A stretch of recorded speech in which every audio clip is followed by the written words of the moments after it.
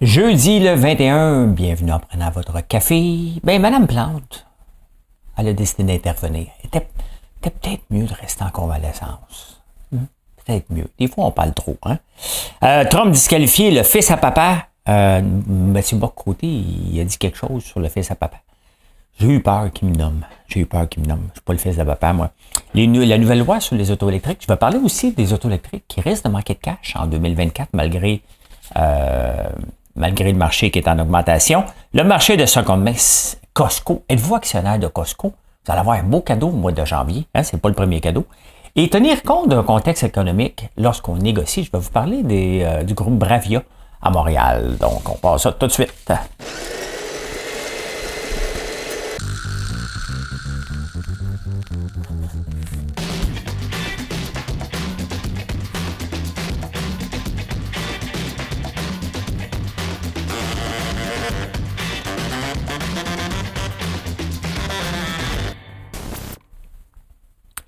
On est déjà le 21, ça va vite. Hein? Bien entendu, si vous voulez avoir nos produits pour le 24, mieux de nous trouver un point de vente sur notre site françoislambert.one, complètement bas, point de vente, ou de venir à la boutique. Hein?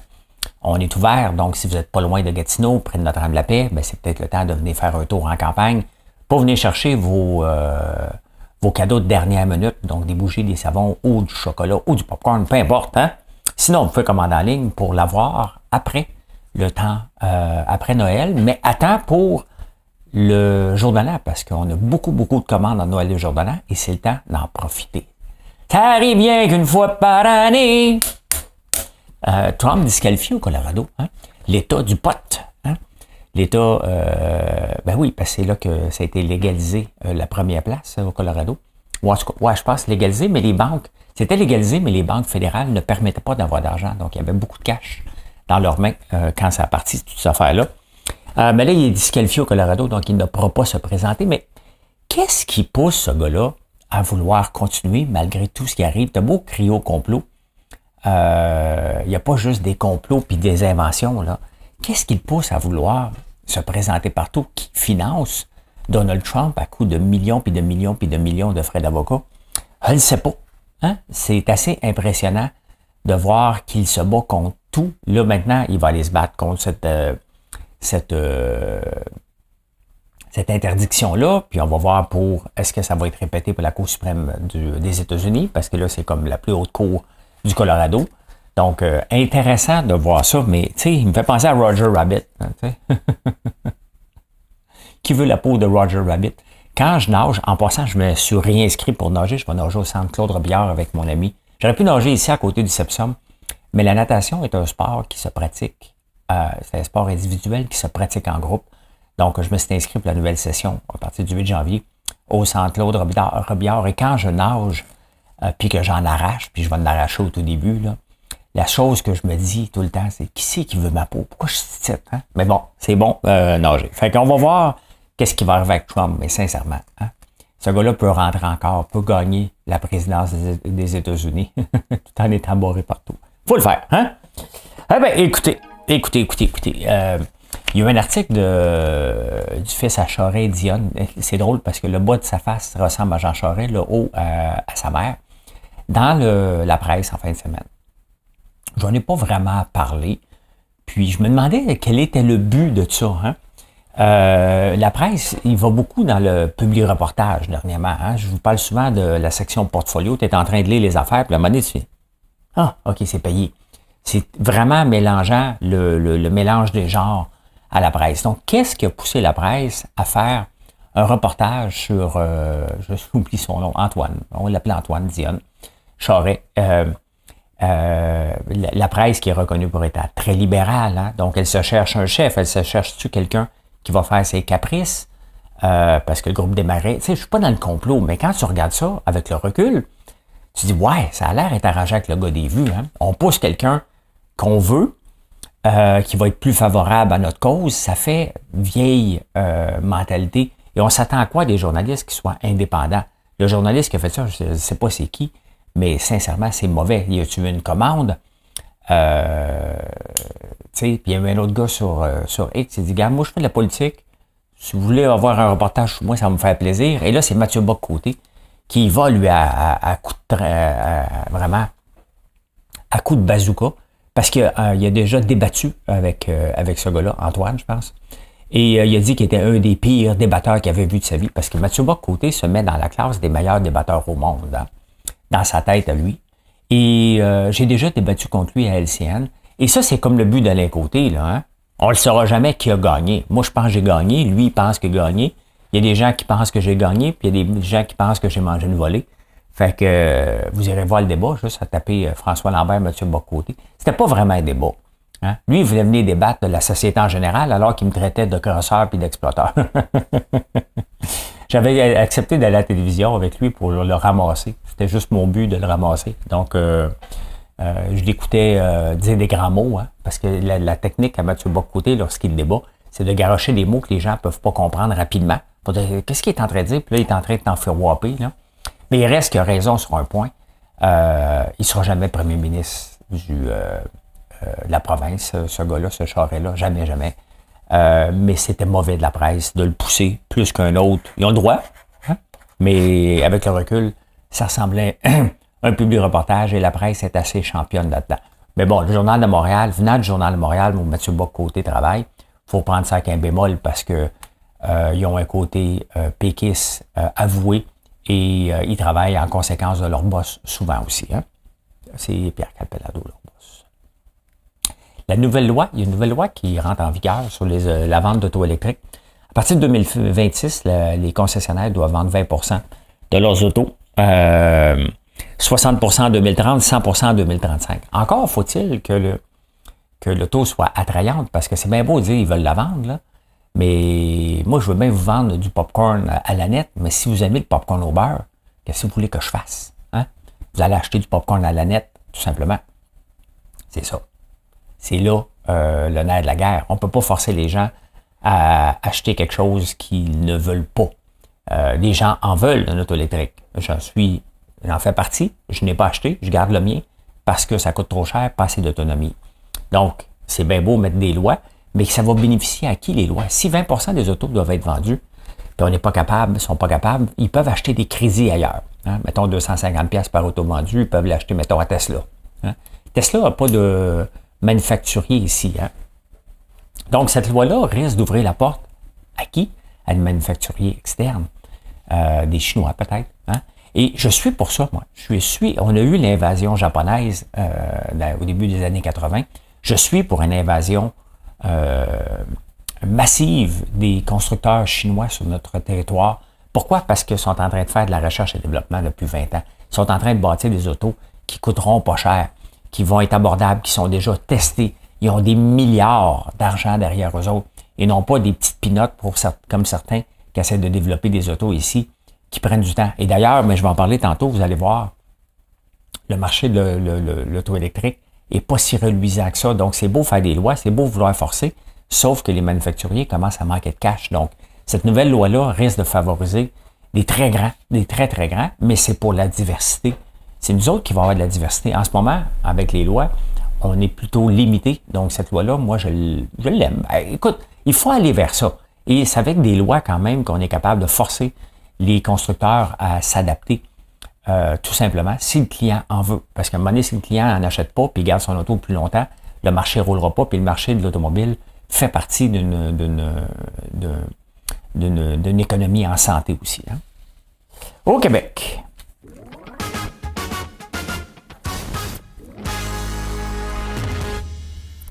Valérie Plante qui prend position en déclarant que c'est une guerre, c'est une grève, presque une guerre contre les femmes. Elle patine en disant oui, il y a des hommes là-dedans, je le sais, mais c'est les femmes. Mais il y a des hommes. Oui, mais les femmes. Hein? Mais pourquoi elle était de prendre position? Quel est son avantage? Hein? Qu'est-ce qu'elle veut faire? Elle pense-t-elle que en disant ça, elle va régler le conflit? Hein? Est-ce que le gouvernement va dire c'est vrai? Bon, écoute, Valérie Plante, Valérie a dit, là, j'essaie d'imiter François Legault, là, vous avez compris que c'était mauvais, là. Valérie a dit qu'il fallait régler les femmes, fait que on va donner 0% aux hommes professeurs, puis on va donner 25% d'augmentation aux femmes. Tu sais, vous vous souvenez de Patrick Huard quand il disait « Femme ta gueule ». Elle te demande si c'est beau ces pantalons. « Femme ta gueule hein? ». Mon rouge à lèvres du beau. « Femme ta gueule ». Bébé, j'ai-tu engraissé? « Femme ta gueule ». Hein? C'est un moment peut-être où elle devait peut-être pas parler, parce qu'à un moment donné, elle a besoin souvent du Québec. Regardez la crise de l'itinérance, ben ça ne veut pas le régler tout seul. Le Québec a dit, ben règle ton itinérance. Et pendant ce temps-là, elle démantèle quand même 460 campements, des tentes pour les itinérants, mais elle va les mettre où? Ah, mais j'ai pas d'argent, j'ai besoin de l'argent de Québec. C'est peut-être le mauvais timing de se faire dire. Moi, je suis François Legault, un peu rancunier. Hein?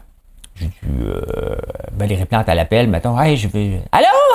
Je veux te parler! Pas t'occuper. Négocie. Négocie avec les femmes. Hein? Négocie avec les femmes. C'était pas de ses affaires.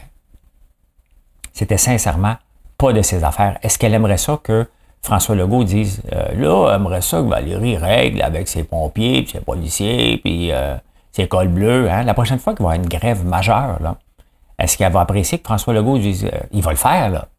Qu'est-ce que vous vous attendez? Il va le faire, c'est sûr. C'est sûr. Mettez-vous dans votre peau. Le feriez-vous, vous? Moi, je le ferais. Moi, je le ferais. Hein? Quand elle va, mettons, se plaindre contre les débardeurs à 140 000 à gros bras, si je suis François Legault un peu baveux, ben, moi, je le suis un petit peu baveux, là.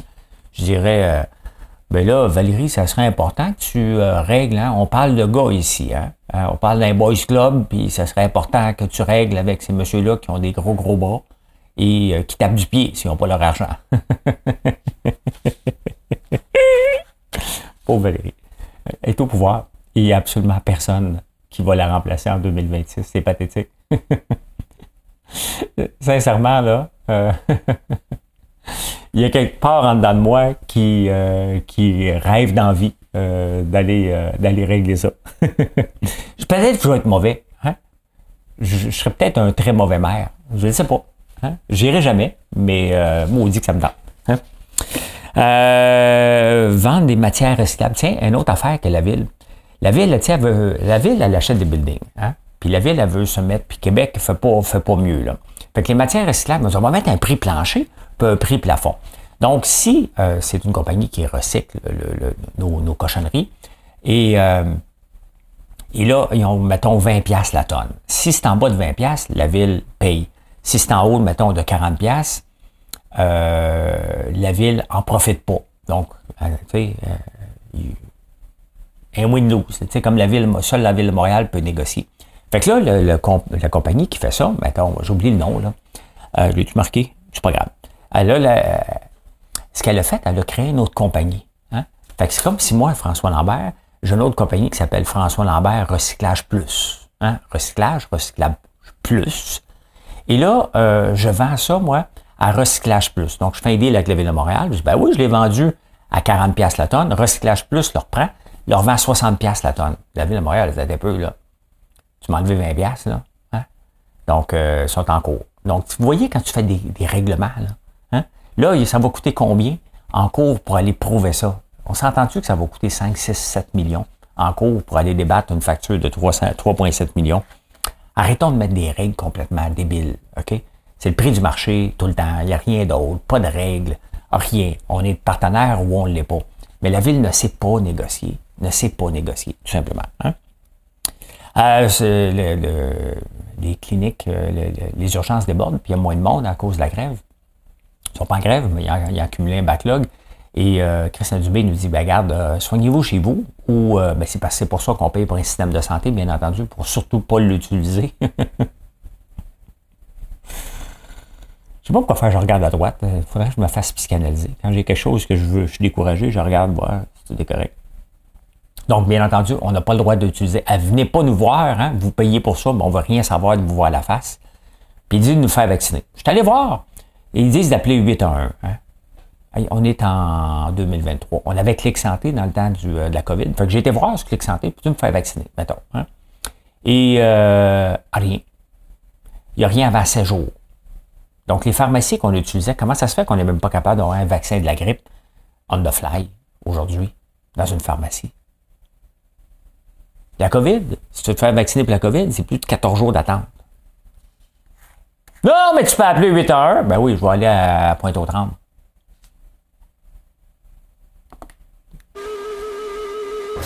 Ben, je ne dis pas qu'il y en a à Pointe-aux-Trembles, là.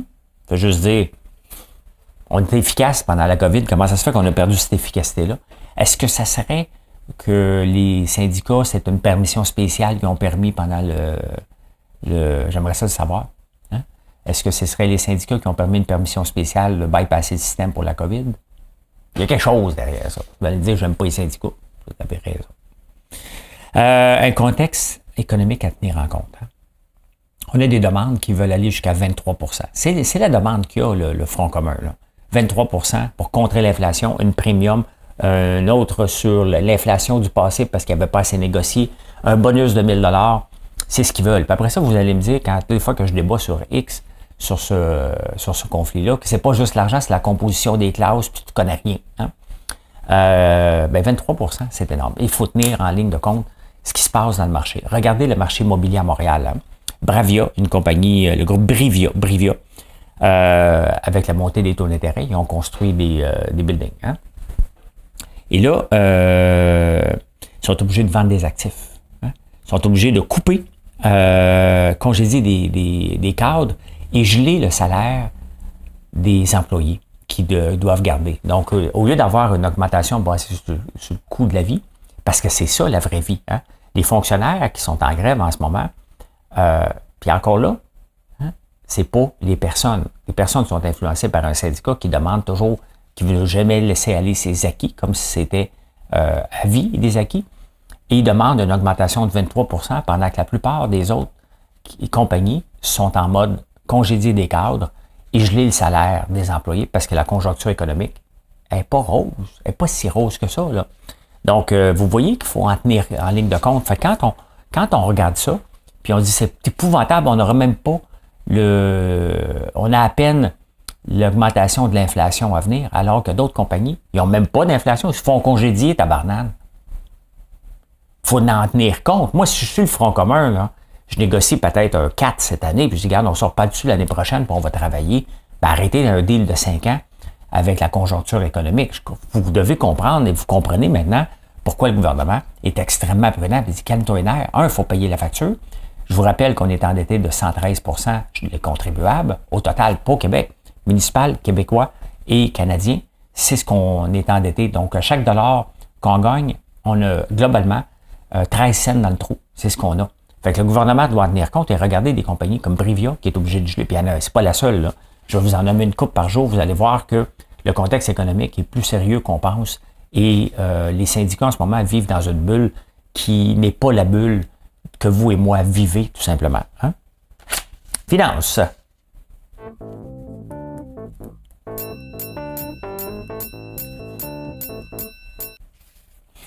Êtes-vous actionnaire de Costco? Hein? C'est beau aller magasiner là, mais c'est bien. It's good to go there. It's better to be an actionnaire. A shareholder.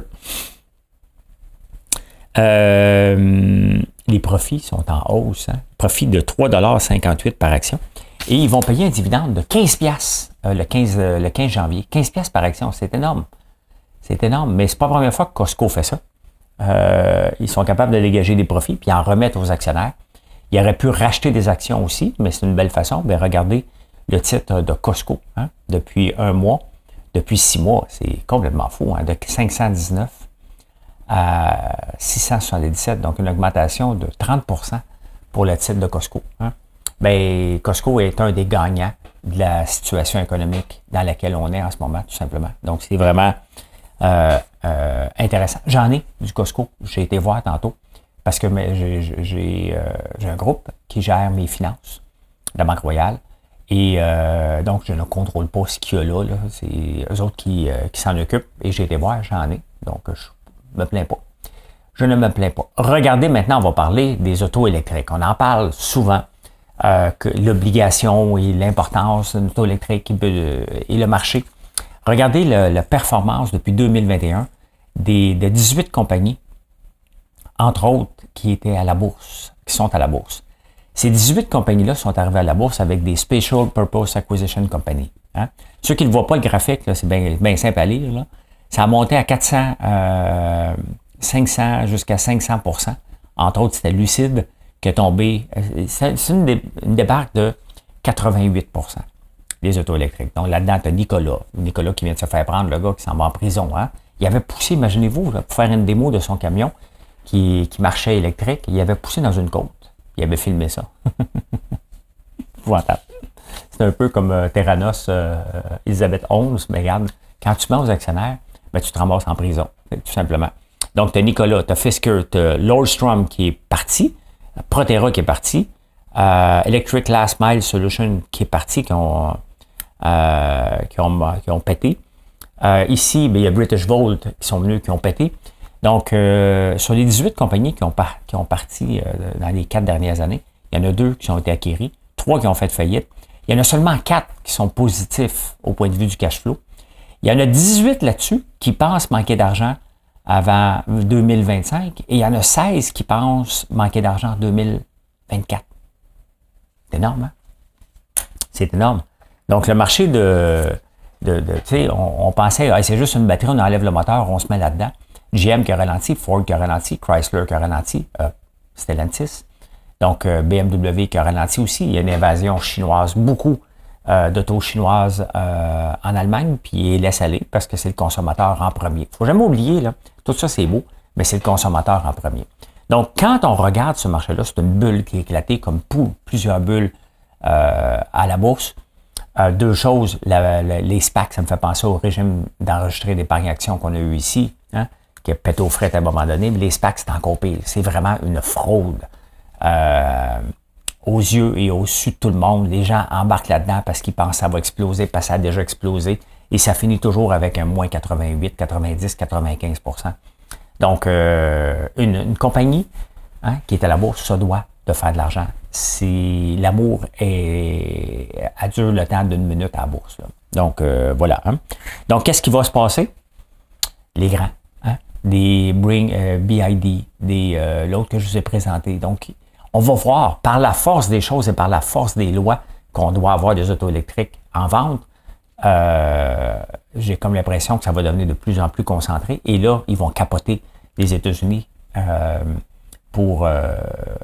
avec les autos. Et s'ils ne sont pas capables de passer par ils vont venir ici. Hein. S'ils ne sont pas capables de passer par la porte droite, mettons BYD avec Warren Buffett, ils vont faire un deal avec Ford, avec Chrysler, avec GM. Il va y avoir des deals qui vont se faire.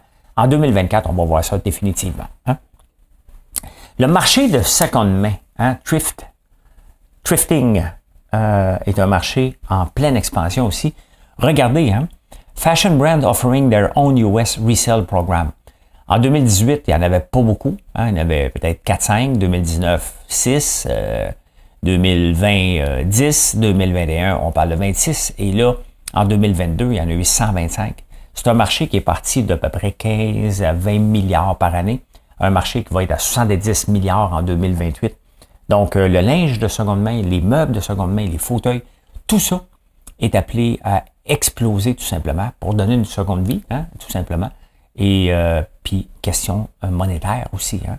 Donc, voilà. J'ai des bails de bobettes avec élastique étiré. Y a-t-il une... Dans le temps que je suis actionnaire de Dundee's. Eh ben, on regarde un autre graphique. C'est la journée des graphiques. Qu'est-ce que vous voulez que je vous dise? Mais si vous êtes en podcast, vous me le direz si je suis bon pour vous l'expliquer. Regardez, Apple needs to sell its vision. Hein?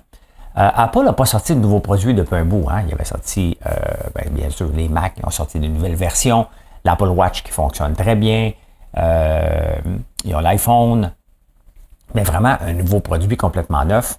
Ils n'en ont pas sorti. Et regardez dans le groupe des 7, le Magnificent Seven, cette année, Nvidia a rapporté du 240%, Facebook 191%, quand même pas pire hein, pour une compagnie qui a fait un virage. Ils ont fait le virage comment? En coupant des câbles et en se recentrant vers ce qu'ils font de mieux. Vous allez me dire, mais qu'est-ce qu'ils font de mieux? Ben, ça a l'air qu'ils font quelque chose de bien. Tesla, 108% d'augmentation. Amazon, 83%. Microsoft, 55%. Alphabet, donc Google, 55% aussi. Et Apple traîne la patte, imaginez-vous. C'est celui-là qui a la plus grande valorisation quand même, Apple. mais seulement 51% d'augmentation. Donc, pour se maintenir dans ce groupe-là, il se doit de vendre son Apple Vision, hein, le casque virtuel qu'on a vu des démos. J'ai vraiment hâte de voir ça. J'ai vraiment hâte de voir ce casque-là. C'est le genre de gadget qui m'intéresse s'il y a une utilité, bien entendu, une utilité de productivité. Je ne suis pas que celui qui joue à des jeux. Donc, si je ne suis pas capable d'utiliser, mettons, faire des lives, je fais des lives, c'est ce que je vous dis, ou d'autres choses comme ça, bien, ça ne vaudra pas la peine, mais je trouve ça vraiment intéressant. J'ai hâte de voir, ça va être lancé au début 2024, et j'ai hâte de voir ce que ça va donner au point de vue réaction, qu'est-ce que les gens vont aimer ça. C'est quand même cher, hein? C'est le prix plus cher qu'un laptop de 3500$. Là. Fait que, ben voilà, on s'en va à Insolite.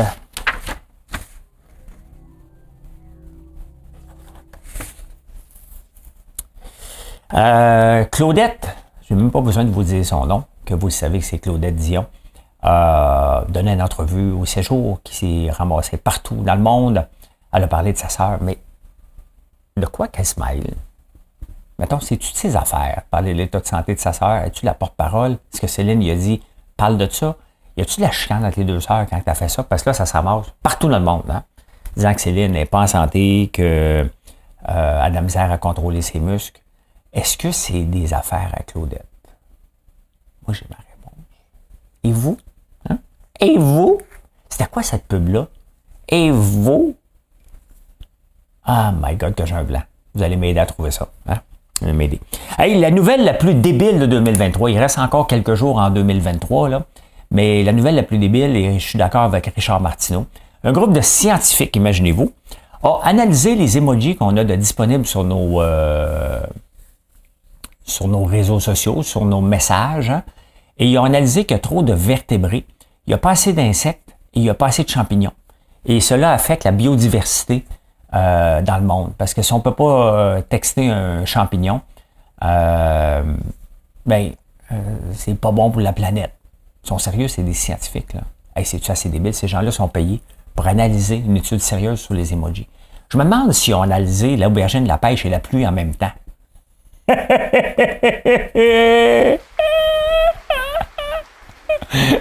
C'est le fameux est-ce que vous le savez c'est quoi? J'espère. Moi, vous l'expliquer. Aubergine, pêche et pluie. Donc, excuse, faut que j'arrête. Excuse. Bon. Il y a un moment donné, on est en train de travailler dans le temps des fêtes. On travaille comme des fous, puis il y a une fille qui vient de donner un coup de main, Dominique. Et j'ai dit, je viens recevoir un texto de Marilyn. Je pense qu'elle m'appelle pour souper. Elle m'envoie un emoji de aubergine, pêche et pluie. Fait que Jonathan, qui travaille avec nous autres, éclate de rire. Okay? Parce que c'était une joke. Bien entendu, ça veut dire, je veux pas dire les mots, là. OK? Je veux faire mais c'était pas vrai, c'était juste une blague. Et Dominique, elle a envoyé ça à quelqu'un d'autre. Elle dit, hey, François, il a mangé une aubergine avec une pêche, puis dans l'eau. Finders Keepers, hein? Et si jamais, là, avant de faire une vente de garage, fouillez donc un petit peu, puis demandez donc à des gens ce que ça vaut. Il y a un couple français, lui, il a 88, elle a 81, décide de vendre leur maison. Hein? Ben, c'est le temps de prendre leur retraite. Vous savez, on pense qu'on vend notre retraite à notre maison à 65 ans, mais c'est pas ça. Ils décident de vendre leur maison pour aller dans un RPA en France. Et ils font une vente de garage avec le cossin. Hein? Puis là, il y a un masque africain puis il y a quelqu'un qui court les encans, le voit, l'achète, 165$. Le couple, un bon deal, hein? Mais lui, il savait. C'est un Finders Keeper. Hein? C'est à moi, il le garde. Fait qu'il s'est reviré de bord, puis il est allé le vendre à l'encan à 4,6 millions. Mais là, le couple a dit, t'as un peu, hein? C'est à moi, ça. Ça va pas, t'aurais dû me le dire. Et le juge a dit, ben non, hein? C'est à toi de le faire évaluer avant de le vendre. Lui, il l'a acheté de bonne foi. Donc, il a le droit de faire ce qu'il veut après. Ça appartenait à une famille royale du Congo et c'est assez unique. Donc, voilà. Hein? Si vous avez un vieux masque africain, là, hein? Pensez-y 2 fois. Et je peux dire... Merci d'être ici. Hein? Comme je vous ai dit au début, si vous voulez avoir des produits pour le temps des fêtes, pour le Noël, jour de l'an, c'est le temps de commander pour passer en priorité. Et si vous voulez nos produits, venez nous voir à la boutique au 1270 Montée Sainte-Madeleine à Notre-Dame-la-Paix. Si vous êtes à 1 heure de route, c'est la meilleure place pour avoir tous vos produits. Si vous voulez des guimauves pour le réveillon, c'est le temps de les commander. Sinon, vous pouvez nous trouver dans un point de vente, bien entendu. Allez, bye, bonne journée.